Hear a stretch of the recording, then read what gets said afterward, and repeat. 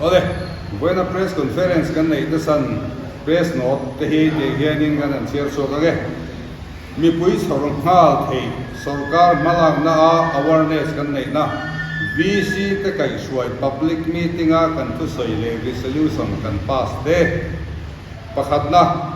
kong tha kan nei chane ministry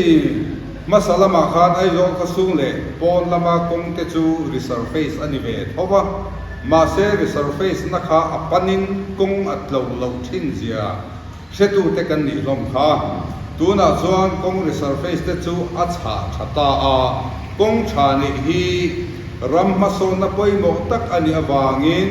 mason na tak du tu pu van lal hana PWD minister kan nei hi awang nei thak le ani na tho atum dana har sa na tok lawa Mizoram ma bo kong tha siam zel turin du sak na kan la de opposition party te hian ruling kamei rapse chukila ti ang zia zangin sarkar thil ti soli achanin an chang ani taper ome ramle mi puitan thil tha an ti te hi siat saka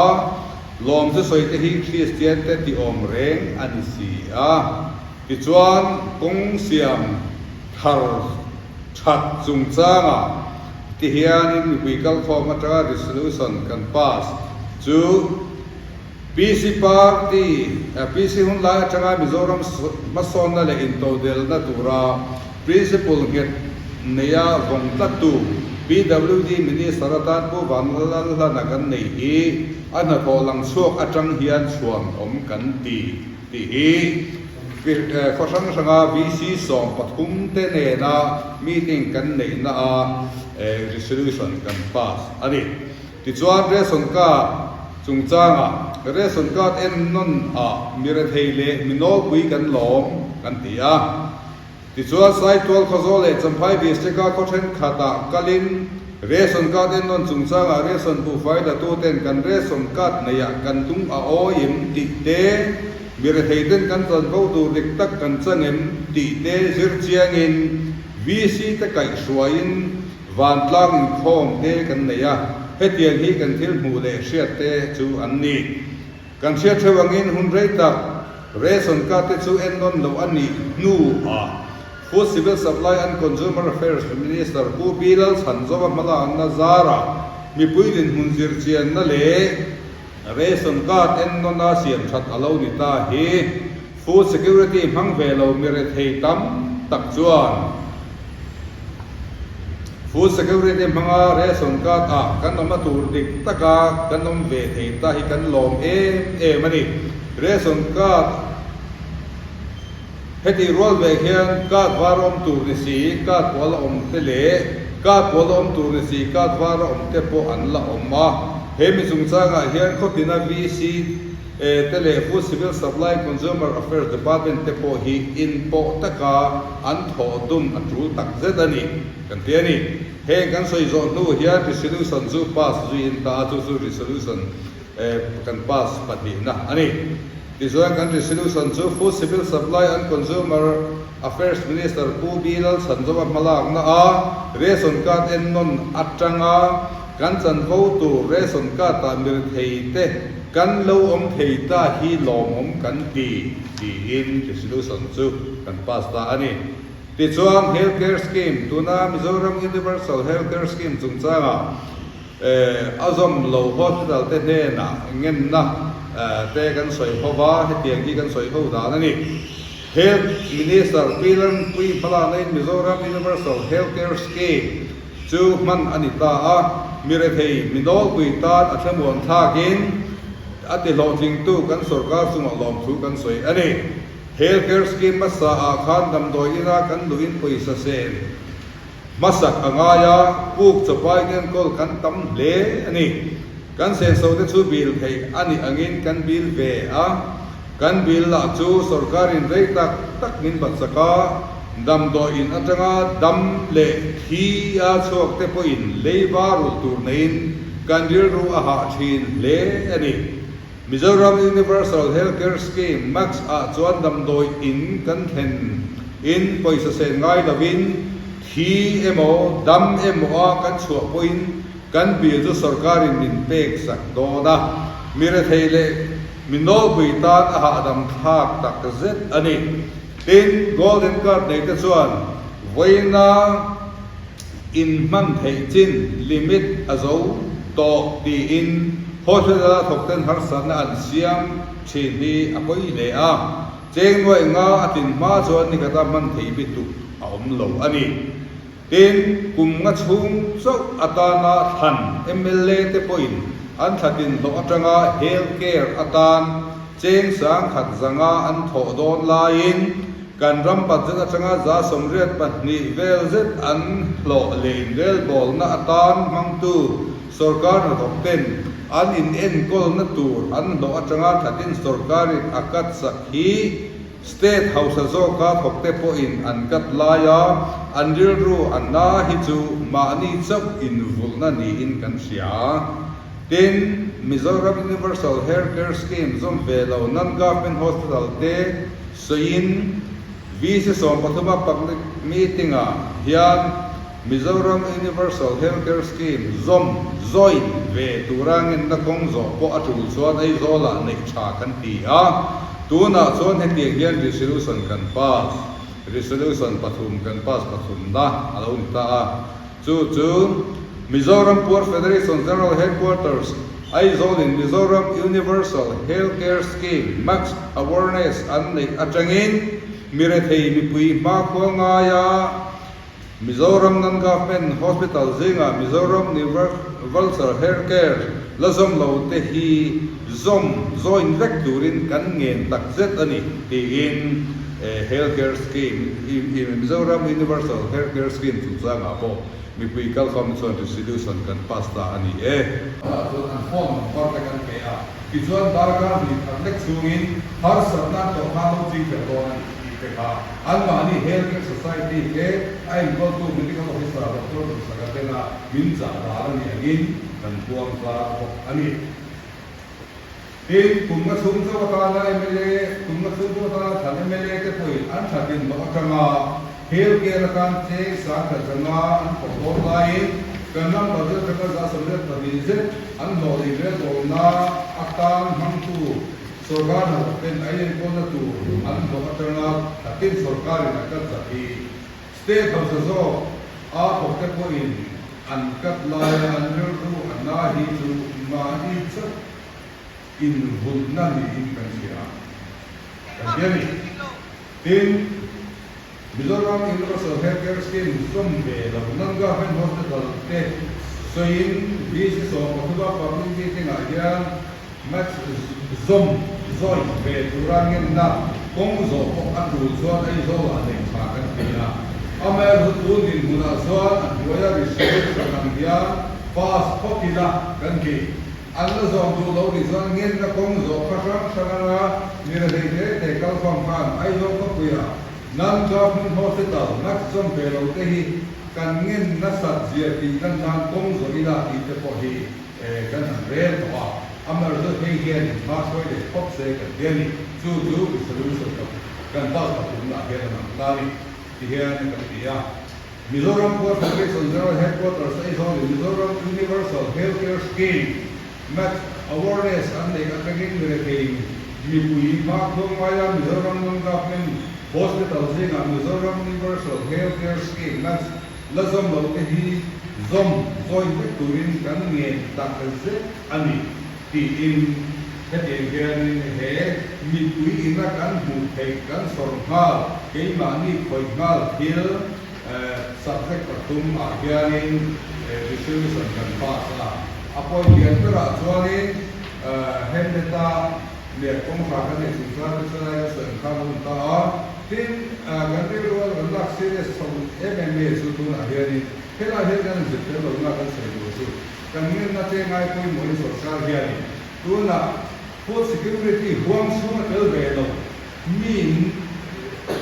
noi khat le sing na tan hian quota sia da bo ni ti te kan se hian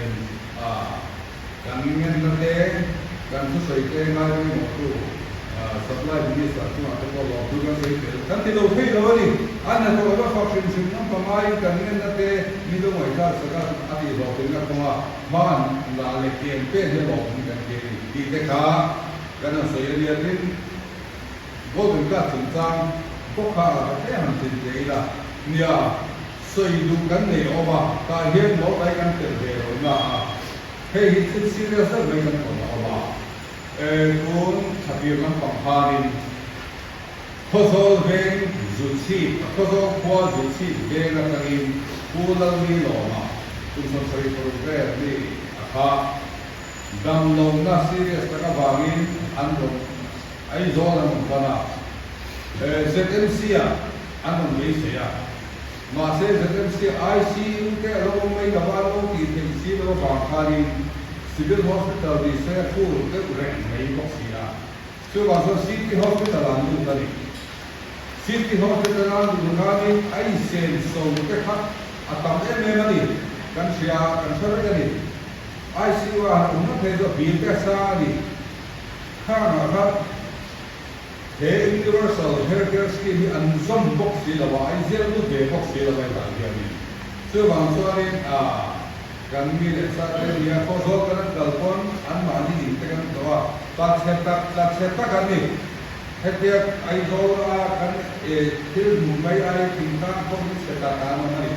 ถ้ามีแต่การเราเห็นเราดังนั้นดูเด็กสิมันก็บางครั้งเด็กนักสิ่งที่เขาจะทำเราเองเราไม่นั่งดูไอ้ตาสุดท้ายส่วนที่เราเด็กสวยเฮลมิสต์มามาเทปที่ที่ตัวเขาทำตัวนะแต่ส่วนนี้Civil Hospital Medical Superintendent Dr. Sonkini pediatrician itu apa orang kata deh, amma kami City Hospital itu apa pun tadi, sudah so alam sana kan dia pun dinari,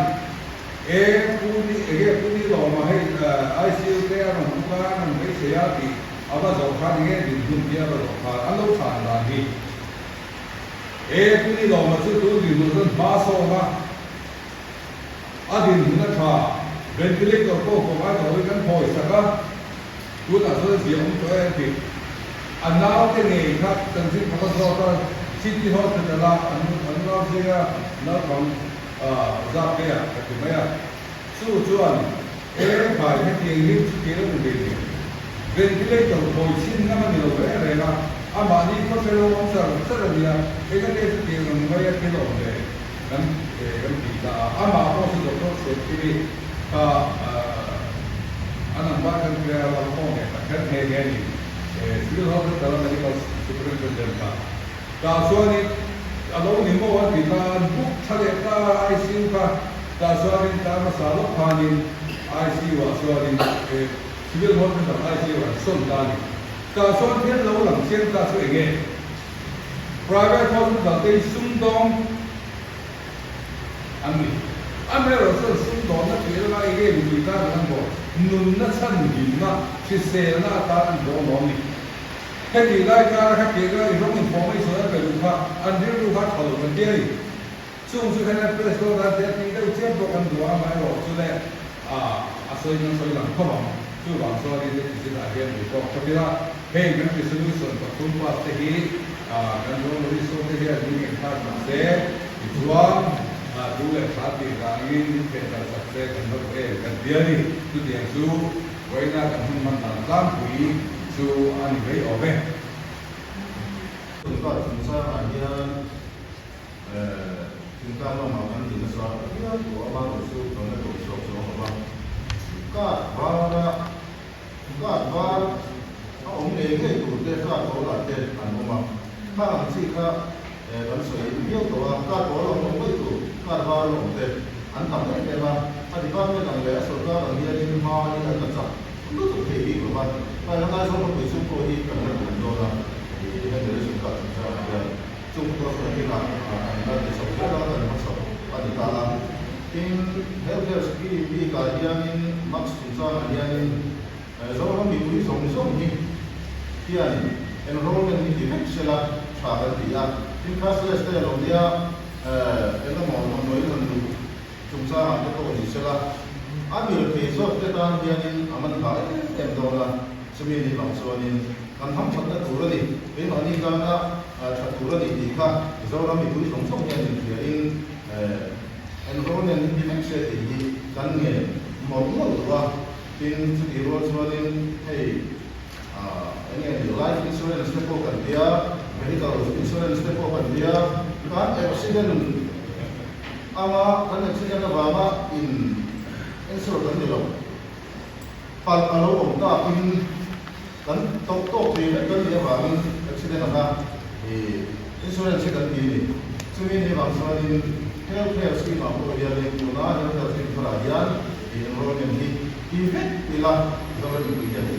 กันเนี่ยก็ตัวนี้ครับhealthcare scheme นั่นเองก็เนี่ย VC จะเปลี่ยน VC นะให้ดูไม่อังที่เนี่ยMNF โซนนะเป็นโซน MNF ก็เซลล์เนี่ยอันนี้อาจจะพอเดียวนี้อันนี้ก็ว่าสุดท้ายตัวที่กันอีกทีอ่ะสุดท้ายแต่ก็สวัสดีครับที่เฮลัยคงเฮลัยสวัสดิ์สวัสดีครับอาจารย์ก็ลงผู้สื่อข่าวทุกวันลงอยู่เนี่ยก็ติดกันติดข่าวเลยเขาว่าอเมริกาอันไหนก็เหมาะสมกันไหนก็เหมาะสมสักนิดเดียวก็เป็นที่ที่ไหนเองสุรการที่จะพลังได้เยอะเลยกี่บ้านนี่นักการเมืองเลยเชื่อนักการกันกายพื้นหน้าเด็กที่จุดสร้างเฮียนี่ที่ก็ถ้ากันตั้งคุยได้กัน subject เรียนก็เราไปส่วนเรื่องสิ่งที่เราเกี่ยวกับสิ่งที่สร้างได้ไม่รู้สึกยังข้านี่ก็ความเป็นข้านั่นเป็นไงแต่เพราะว่าข้ามีข้าสู้นี่กันถึงมีก็ข้องรำสบายกันเกี่ยวกับที่เราเนี่ยกันมีก็ข้องก็ทุกอย่างเราเสร็จกันเกี่ยวกับการอันนั้นเราทำแบบคงตาเด็กขาดีดิสคุสอนเด็กขาเทียบกับเราเป็นตาดีไม่รู้สึกสลายสุดสั้นครับนุ่งเลยสุดสั้นครับไว้จะเป็นแบนนั่นเด็กตาดีที่จะที่ไว้ที่เกี่ยนี่น่ากันเกี่ยวสุดเฮล่าอย่างเฮล่าหนึ่งที่กันที่ยี่สิบคนได้จังหวะมิโซรัมมาโซนนั่นเองตัวเดียวนะตัวรับ principle เก็บตะก้าวันตัดตัวพี่เราไม่ได้สักตามผู้บางเราจะนักกันเลยที่อันนั้นเขาหลังสู้อัตตังเฮียนสู้หลังกันที่ข้าอักนี่ผู้กันเนี่ยสมัยอันนั้นเขาตัวนั้นน่าขัดสนเลยอันฟันโตเป็นที่เตะท่าดิตานี่ผมจะเตะขัดสนอาแบบสุดท้ายกันสัจจะอัดเขาจีน่าที่นั่นอาวัชเองดีไล่โซ่กันที่กันสวยสวยตากันสวยหูตาอันนี้บางโซ่กันเนี่ยดีเตะค่ะกันสอนซีมันดีอันสวยตา subject เสียดีกว่ามีก็สวยตาเนี่ยตัดตัวกัน